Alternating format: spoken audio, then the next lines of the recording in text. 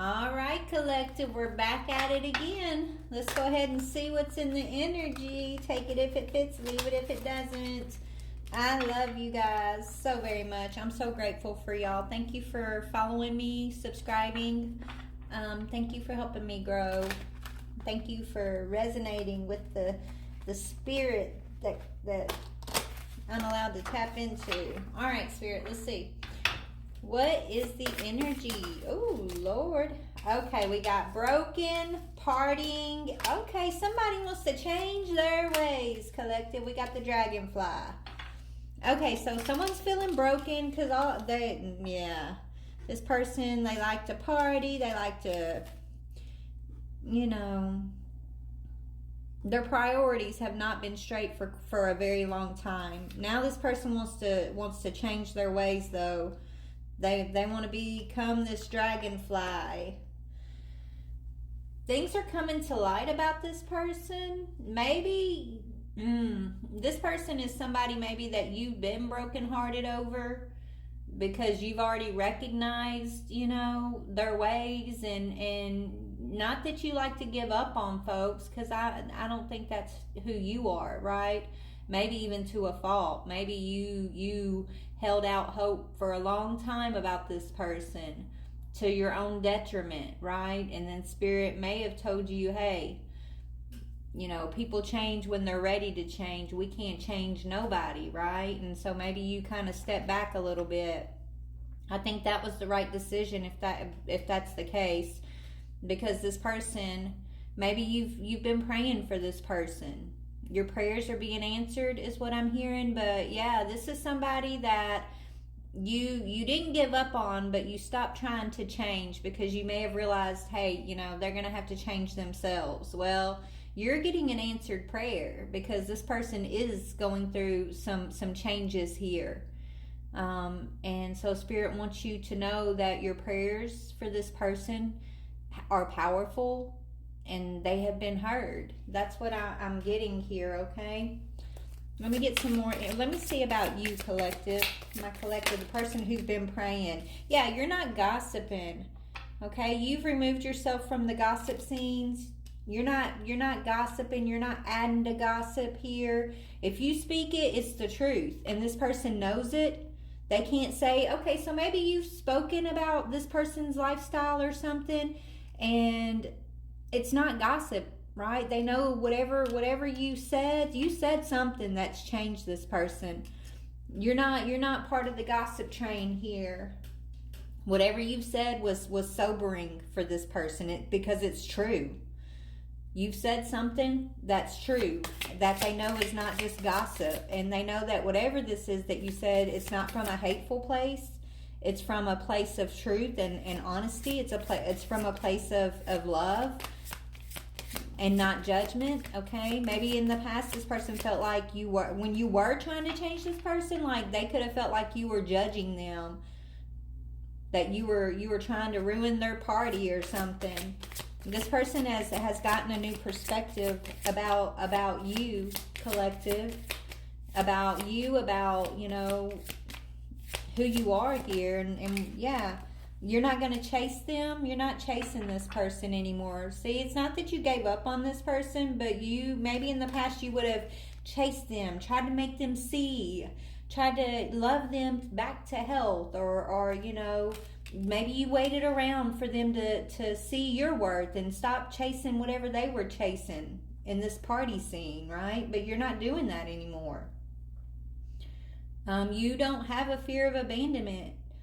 Maybe you did. You're not codependent. Maybe at one time you and this person were codependent on each other, but that's not who you are. You have changed, collective.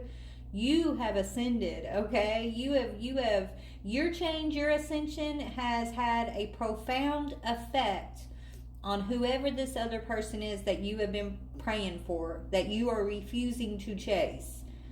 You made the right choice on this situation, okay? Even if you didn't know that's what you were doing, maybe you were just listening to Spirit, okay? Following your own healing path, and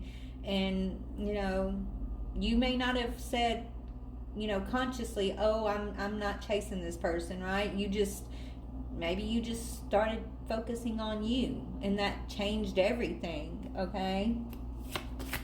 So you're not chasing this person. You're not in the gossip scenes. You're not gossiping. Whatever you are speaking is the truth.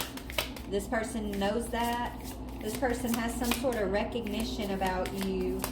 Sorry for the noise back. Yeah. Oh, yeah. They feel like they want to, yeah. They feel like y'all have a commitment, a contract here. I want you to be a part of my future. Okay, yeah, this is that same energy. Look, this might be the one we read. Was it yesterday where we had the coffee cup? Somebody was feeling like they neglected a commitment connection, okay, and one that was once inseparable. Okay, this person feels like, out of everybody in their life, you're the one person that was always in their corner. And even though you haven't given up on this person, they felt like you gave up on them. They really did, okay? And you didn't. You didn't give up on them, but you did have to choose you, is what Spirit's saying here. But once you did start choosing you and they started feeling like you gave up on them, that's when this person kind of, I guess, they had a sobering moment. Maybe they got sober, right? Because you're the one person that they thought would always chase them, always care about their well-being, always, put up with their foolishness.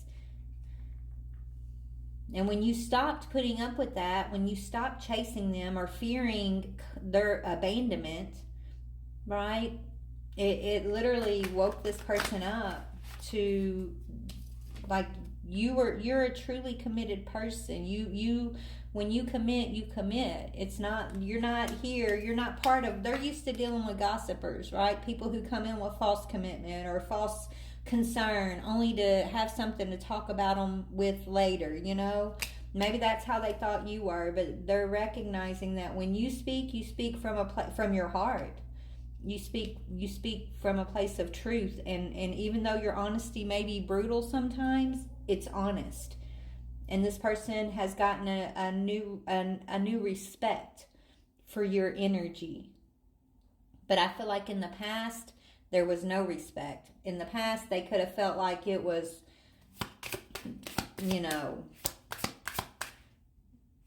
controlling or judgmental or not from a place of love. This person, they're not used to being truly loved, is what it is. And so when you gave this person, true love, not just, let me tell you what you want to hear or make you feel better type of love, but like, this is, I love you and I want to see you do well, and with or without you, I still want you to do well, right? Like that's the love they're not used to seeing here.